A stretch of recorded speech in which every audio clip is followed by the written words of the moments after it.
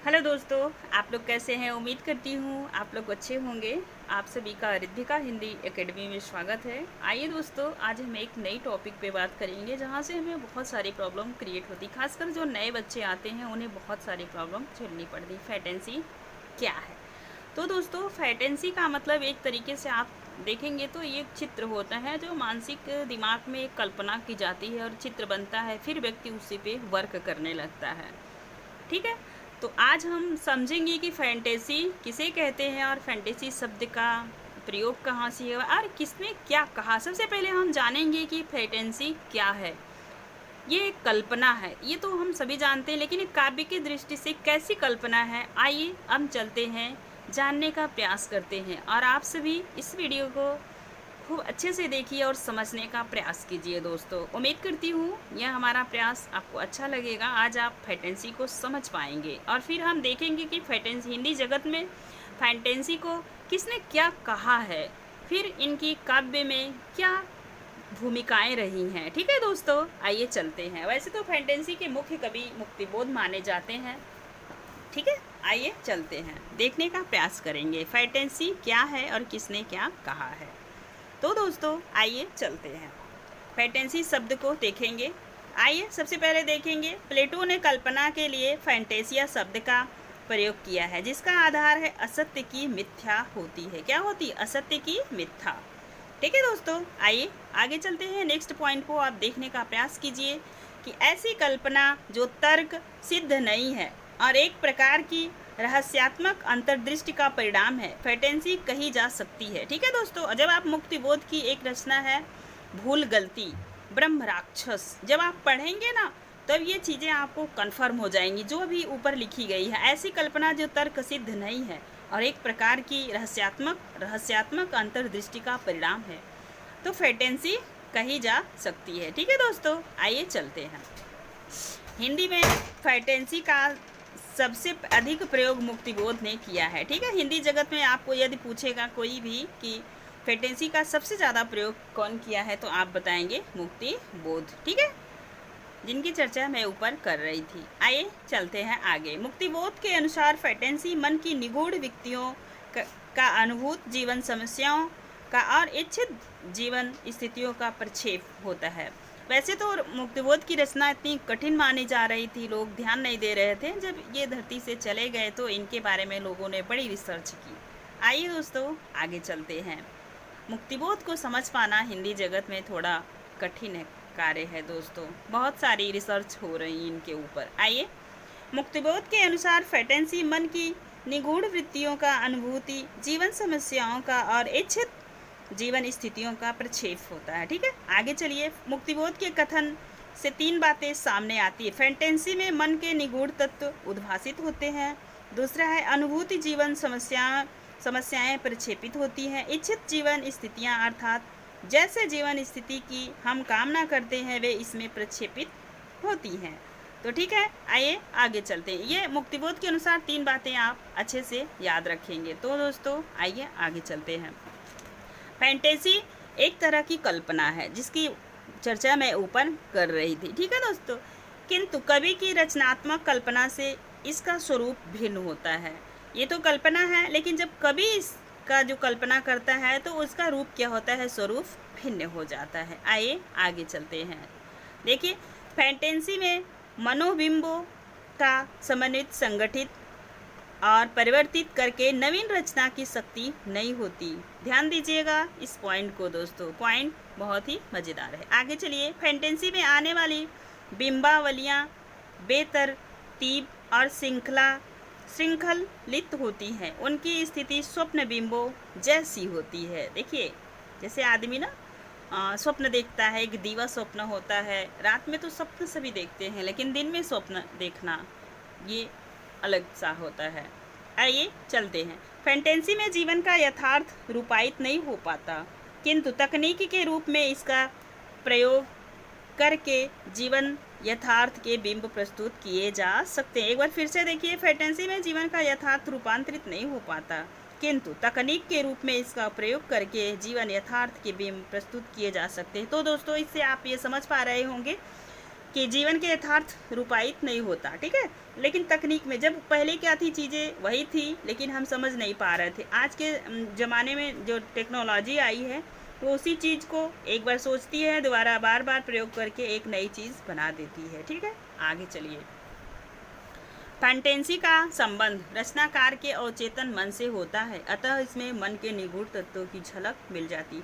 आप सभी जानते होंगे व्यक्ति के हृदय से वही चीज़ें बाहर निकलती हैं जो अंदर होती हैं। तो वही कहने का यही मतलब है, फैंटेसी का संबंध रचनाकार के अवचेतन मन से होता है, अतः इसमें मन के निगूढ़ तत्वों की झलक मिल जाती है। आइए दोस्तों आगे चलते हैं, नेक्स्ट को देखने का प्रयास करेंगे, ठीक है।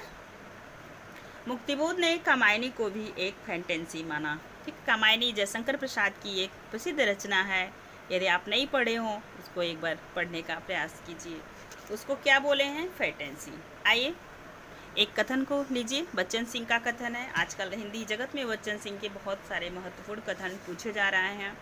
फैंटेसी मनोविज्ञान का शब्द है जिसका संबंध स्वप्न और अवचेतन मन में घटित होने वाली घटनाओं की विघटित और बेतरीब बिंबलबलियों से है। साहित्य या काव्य में यह तकनीक के रूप में प्रयुक्त की जाती है। आप जानते होंगे, कहा जाता है जहाँ न पहुँचे रवि वहाँ पहुँचे कवि। तो कवि की सोच ही इतनी गहरी होती है। आप इनके कहने के कथन के ढंग को समझिएगा। ये कथन डॉक्टर बच्चन सिंह का है। आइए हम चलते हैं नेक्स्ट कथन की तरफ और देखेंगे कौन सी कवि फिर क्या बोले हैं फैंटेसी के बारे में। आइए दोस्तों चलते हैं। कथन आपके जो है कि स्क्रीन पे आ चुका है, आइए देखिए आप लोग। कामायनी में बिंबावलियों श्रृंखलित और विघटित नहीं है। लज्जा सर्ग के सभी बिंब अच्छी तरह समायोजित और श्रृंखलाबद्ध हैं। ये भी कथन डॉक्टर बच्चन सिंह का है। आइए दोस्तों हम एक नज़र आधुनिकता पे चलते हैं। जो लोग कहते हैं ना आधुनिक युग आ गया है, तो उसके बारे में जानने का प्रयास करेंगे, आधुनिकता क्या है, ठीक है। फिर हम देखेंगे आगे। देखिए सबसे पहले आप देखने का प्रयास कीजिए आधुनिकतावाद। साहित्य के क्षेत्र में आधुनिकता बोध का प्रश्न परिस्थितियों के दबाव पर निर्भर करता है। जब परिस्थितियां एकदम विपरीत हो गई तो कवियों ने ललकारा जनता को। आप जानते होंगे जो प्रगतिवादी के रचनाकार हैं वो आधुनिक युग के हैं, ठीक है।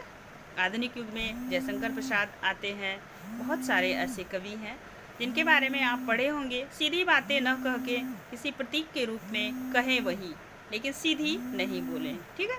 आइए आगे चलते हैं। कोई भी संवेदनशील कवि या रचनाकार जब अपने परिवेश के दबाव का अनुभव ही नहीं करता, उसे भोगता भी है, इससे उसकी संपूर्ण चेतना विक्षुब्ध हो जाती है। आप निराला जी को पढ़ेंगे, महादेवी वर्मा को पढ़ लेंगे, समझ में आ जाएंगी ये चीज़ें। ऐसी स्थिति में उसकी प्रतिक्रिया नवीन उभार के रूप में आती है और आधुनिकता बोध का जन्म होता है, ठीक है। जब आदमी बदलाव चाहेगा तो उसके विपरीत काम करना पड़ेगा, आवाज़ उठानी पड़ेगी।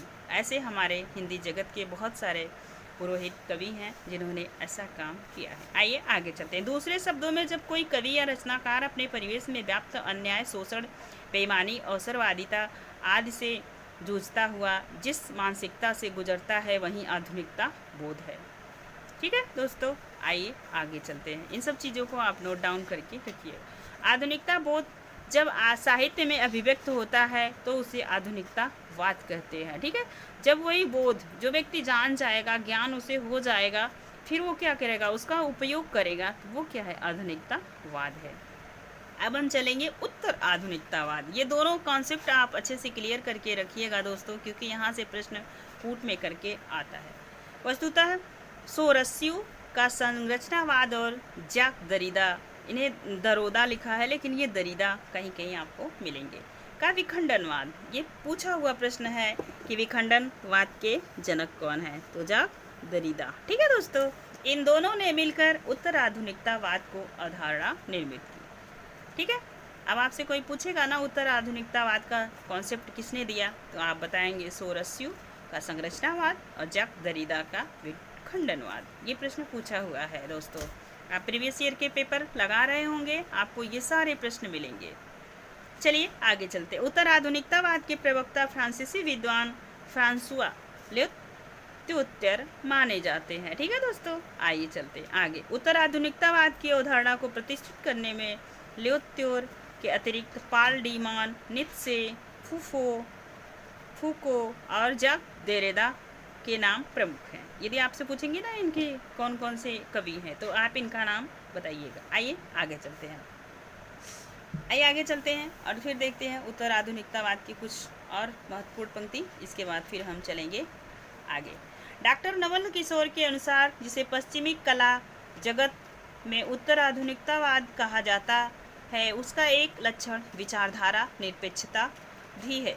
विचारधारा की शून्यता में धार्मिक कट्टरता, भाषावाद, उग्र राष्ट्रवाद, नक्सलवाद आदि विभेदक विश्वासों को मुक्त आकाश मिल जाता है। ठीक है दोस्तों, पढ़िए आप एक बार फिर से देखने का प्रयास कीजिए। डॉक्टर नवल किशोर के अनुसार जिसे पश्चिमी कला जगत में उत्तर आधुनिकतावाद कहा जाता है, उसका एक लक्षण है विचारधारा निरपेक्षता भी है। विचारधारा की शून्यता में धार्मिक कट्टरता, भाषावाद, उग्र राष्ट्रवाद, नक्सलवाद आदि विभेदक विश्वासों को मुक्त आकाश मिल जाता है।